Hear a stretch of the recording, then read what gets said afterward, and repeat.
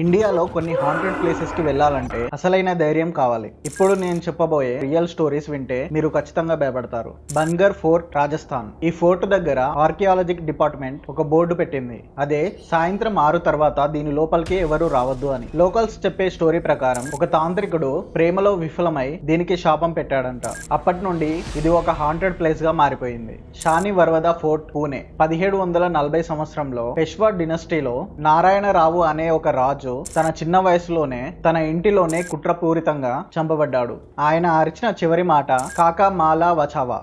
దాని అర్థం బాబాయ్ నన్ను కాపాడండి. ఇప్పటికే అక్కడ ప్రతి అమావాస్య రాత్రి అదే చిన్నవాడి ఏడుపు వినిపిస్తుందని లోకల్స్ చెప్తున్నారు. Fernhill hotel, Ooty. 2002లో రాజ్ సినిమా షూటింగ్ టైంలో కొరియోగ్రాఫర్ సరోజ్ ఖాన్ గారు రాత్రి పైన ఫ్లోర్ నుండి అరుపులు విన్నారు. కానీ అక్కడ ఉన్న స్టాఫ్ వచ్చి ఒక షాక్ ఇచ్చారు. అదేంటంటే పైన అసలు ఫ్లోరే లేదని. అప్పటి నుండి ఆ హోటల్ హాంటెడ్ గా మారిపోయింది. తర్వాత దాన్ని పర్మనెంట్ గా మూసేశారు.